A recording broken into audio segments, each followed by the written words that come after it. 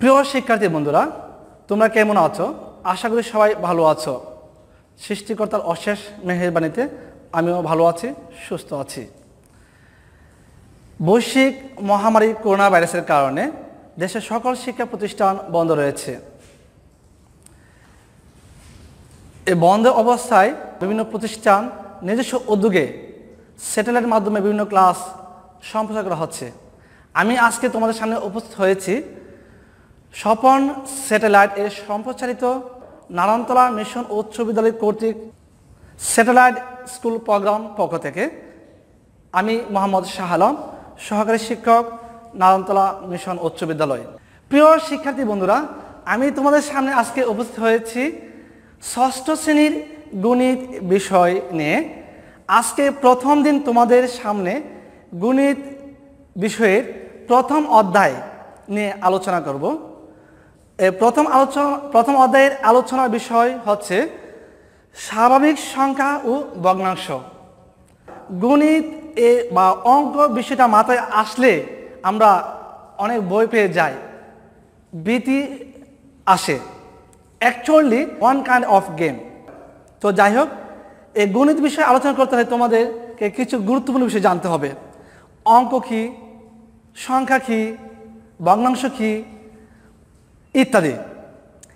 গণিত সহজে তোমাদের ষষ্ঠ শ্রেণীর বইয়ে সিলেবাসে গণিতের 4টি অংশ রয়েছে। 1 পাটিগণিত, 2 বীজগণিত, 3 জ্যামিতি, 4 পরিসংখ্যান। প্রিয় শিক্ষার্থী বন্ধুরা, অঙ্ক কি কে বলতে পারবে তোমরা? আমি জানি তোমরা বলতে পারবে, তবু আমি বলে দিচ্ছি, সবাই মন দিয়ে শোনো। অঙ্ক হচ্ছে হিসাব নিকাশ কাজ করার জন্য আমরা দৈনন্দিন যে প্রতীক বা চিহ্ন ব্যবহার করে থাকি, একে বলা হয় অঙ্ক। গণিতে মোট 10টি অঙ্ক রয়েছে: 0, 1, 2, 3, 4, 5, 6, 7, 8 এবং 9। প্রিয় শিক্ষার্থী বন্ধুরা, এই 10টি অঙ্কের মধ্যে কিছু সার্থক অঙ্ক রয়েছে। 1 থেকে 9 পর্যন্ত সংখ্যাগুলো হচ্ছে সার্থক অঙ্ক। গণিত আমাদের করতে হলে আর অনেক কিছু জানতে হয়: যোগ, বিয়োগ, গুণ, ভাগ। তারপরে গণিতে আরও কিছু জানতে হবে আমাদের সংখ্যা কি। অঙ্ক দিয়ে এক বা একাধিক অঙ্ক নিয়ে যে গঠিত হয় সেটা হচ্ছে সংখ্যা। যেমন 1, 10, 50, 100, 1000, এভাবে একক, দশক, শতক, সহস্র, অযুত, লক্ষ, নিযুত, কোটি সংখ্যা আমরা তৈরি করতে পারি। প্রিয় বন্ধুরা, আরও আছে আমাদের জানার দরকার, এই সংখ্যাগুলোর মধ্যে রয়েছে ভগ্নাংশ সংখ্যা পাওয়া যায়। ভগ্নাংশ তোমরা জানো কি? যে সংখ্যায় হর এবং লব থাকবে। ভগ্নাংশ আবার কয়েক প্রকার আছে: প্রকৃত ভগ্নাংশ, অপ্রকৃত ভগ্নাংশ এবং মিশ্র ভগ্নাংশ।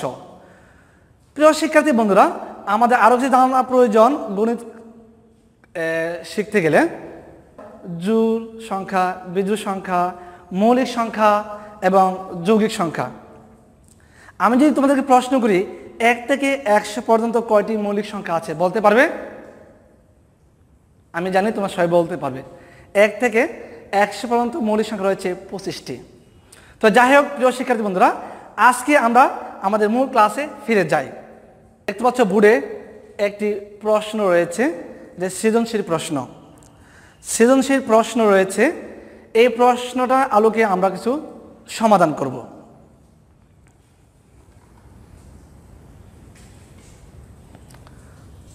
মেসেজ বা বানিয়ে দিতে চাই, আমাদের এই মেইন বইটা হচ্ছে অল ইন অল। পরীক্ষার যত প্রশ্ন আসবে এই মেইন বই থেকে তোমাদের আসবে। সেজন্য আমাদের যে পার্ট করতে যাব সে পার্টে মেইন বইয়ের অঙ্কগুলো আমাদেরকে করে নিতে হবে। এই মেইন বই আমাদের প্রথম রয়েছে সংখ্যায় লেখ, কথা দেওয়া আছে, এগুলো সংখ্যায় লেখ। দ্বিতীয় নম্বর রয়েছে অনেকগুলো গুচ্ছ প্রশ্ন রয়েছে, সেখানে আছে সংখ্যায় লেখা আছে, বলা হয়েছে কথায় লেখ। তারপরে 3 নম্বর আছে সংখ্যাগুলো স্থানীয় মান বের করো। প্রিয় শিক্ষার্থী বন্ধুরা, আমি জানি তোমরা এই প্রশ্নগুলো লিখতে পারবে এবং জানো। আমরা সমাধান করছি 4, 5, 1, 2, 8, 9 এবং 7 অঙ্কগুলো ব্যবহার করে আমি এর ক্ষুদ্রতম সংখ্যা নির্ণয় করব।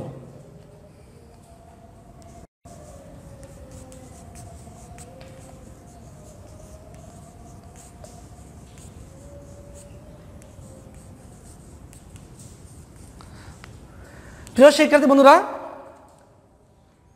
লক্ষ্য করো আমাদের উদ্দীপকের অনেকগুলো কমা দিয়ে অঙ্ক দেওয়া আছে। এগুলো যদি আমি এখানে প্রথম নিয়ে আসবো, এখান থেকে 1, 2, তারপরে আছে ছোট সংখ্যা 4, তারপরে 5, 5-এ পরে রয়েছে 7, তারপরে 8, তারপর 9। ক নম্বর উত্তর আমরা পেয়ে গেলাম। এখন যদি আমরা সংখ্যায় বলতে চাই 12,45,789। ক্লিয়ার? ধন্যবাদ সবাইকে। আমরা এখন চলে যাই দ্বিতীয় প্রশ্নে।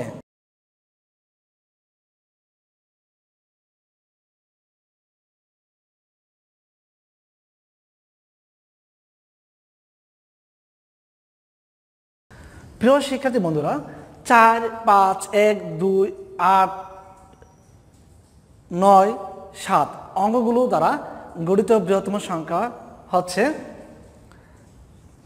তোমরা লক্ষ্য করো এর আগে প্রশ্ন ছিল ক্ষুদ্রতম সংখ্যা গঠন করো, আর 2 নম্বর প্রশ্ন হচ্ছে বৃহত্তম সংখ্যা গঠন করো। তো এখন আমরা বড় সংখ্যাটা নিয়ে আসবো এখানে 9, তারপরে 8, 7, 5, 4, 2, 1।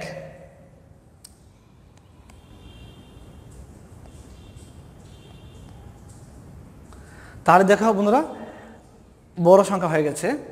তো যদি আমরা সংখ্যাটা বড় করে বলতে চাই 98,75,421। এই অঙ্কটা আমরা কথায় লিখব। কথায়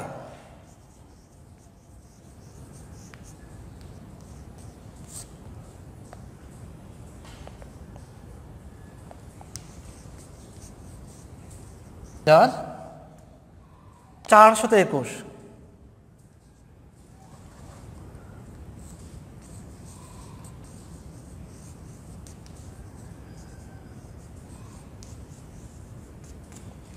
দেখো প্রিয় বন্ধুরা, কটা হচ্ছে 98,75,421।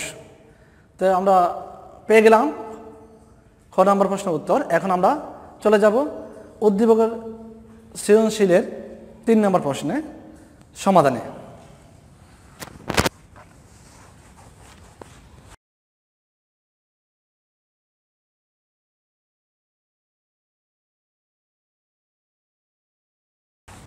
প্রিয় শিক্ষার্থী বন্ধুরা, আমাদের 3 নং গ নম্বর যে প্রশ্ন ছিল সেই আলোকে আমরা সমাধান করতে যাচ্ছি।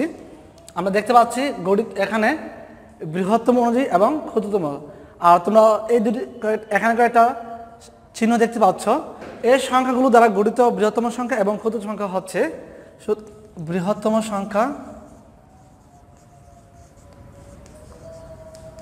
সংখ্যাটি হচ্ছে 9, 8, 7, 5, 4, 2, 1 এবং ক্ষুদ্রতম সংখ্যাটি হচ্ছে